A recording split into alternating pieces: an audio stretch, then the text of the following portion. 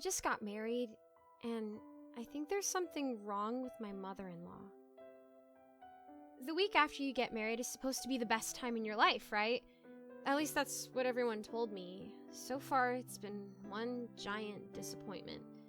And I'm actually starting to get a little freaked out about the situation I've gotten myself in. Some background, I met my now husband, let's call him John, about 6 weeks ago.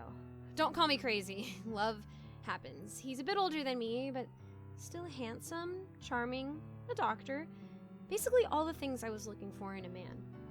We hit it off right away. Started to see each other every night, going out, watching movies, having dinners and drinks, you name it. We were attached at the hip basically from the moment we met. 3 weeks in, he brought me to his favorite restaurant, where he'd gotten us a private reservation on the rooftop patio. After a beautiful dinner, he got down on one knee, professed his love to me, and asked if I would be his wife. At the time, I thought, why wouldn't I marry this guy? He's everything I want, he makes me happy, and he obviously loves me too. So I said yes. Please spare me the judgment. I know, trust me, I know. It was a mistake.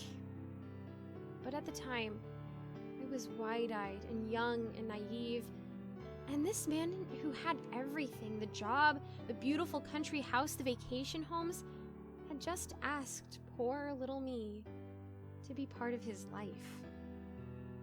Maybe it was shallow, or maybe it was fate.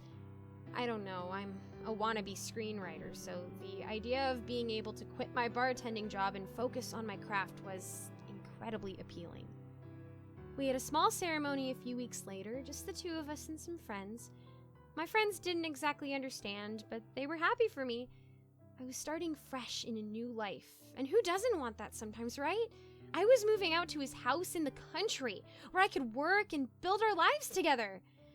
My best friend's only words to me were, "Be careful, there have been a lot of reports of missing peoples in the forest." But other than that, she supported me, and she adores John. John's been great, honestly. He works a lot, being a doctor, so we had to postpone our honeymoon for a few months until he's able to get some time off. He's been planning this amazing European trip with stops in Paris and London and Rome. It's going to be a dream.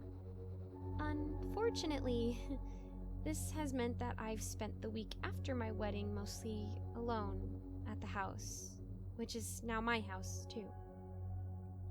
But what I didn't know is that I'm not the only woman who lives here. John's mother, let's call her Colette, also lives in the house. John didn't seem to think this was relevant information until I arrived at the house, my new home, with all my stuff packed in my car, and she was having a glass of red wine on the porch. At first I thought the worst. Maybe he was already cheating on me, or maybe I was the one he was cheating with, the other woman. Colette does not look old for her age. She's obviously had some plastic surgery and regularly has her hair colored that honey blonde with highlights. She definitely has a speak to the manager haircut and dark red lipstick even during the day. Anyway, he rushed out of the house to greet me when I got there, and I froze as he placed his arms around me. "Who is that?" I asked him, trying not to be upset. He actually looked back at the house as though he had to double check, but then he just flashed me one of his trademark charming grins. "That's my mother. I must have mentioned her to you at some point, didn't I?" No, he didn't. I would have remembered that, but I was tired and I didn't want to fight, so I made up some excuse. Maybe I forgot, whatever. He grabbed my suitcase and we walked up to the porch. "Mother, I'd like you to meet my new wife, Jane," John said. The woman looked me over, eyeing me from head to toe, judging me silently. She plastered on a fake smile and stood up, drawing me into a limp hug. "Welcome to the family, dear," she said. The next few days, I began noticing Colette's strange habits. John was gone most of the day for work, as I've probably mentioned, so it was just me and her all day.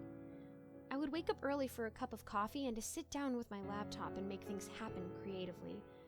But I started getting distracted by her. The first thing I noticed was her obsession with hair. And not just my hair, but any hair. she would shuffle around the kitchen while I was making coffee, picking up pieces of hair she found on the floor or in between the fridge and the cupboards and placing them in small Ziploc bags. Later that day, I noticed my hairbrush had been completely stripped. I checked all the garbage, but there was nothing to be found. She was definitely stealing my hair.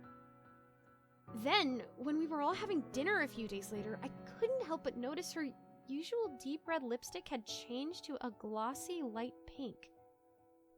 Exactly the same as the one in my makeup bag. The final straw for me was when I was walking by her room and heard her humming Pachelbel's Canon loudly. Her door was propped open, so I snuck up to it and took a peek inside.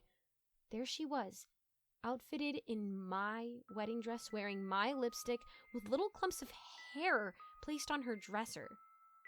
She was just dancing in front of her mirror, humming to herself. She had this dreamy smile on as she twirled around in her room, her eyes closed, lost in a fantasy I don't even want to think about. I basically ran downstairs and tried to get the image out of my mind, but I couldn't. I'm going to talk to John tonight about it, but I'm starting to get nervous. Maybe it's my overactive imagination, but is she trying to be me? Does she want to replace me? This definitely isn't normal, and I don't know what to do. Just how much of a mistake have I made?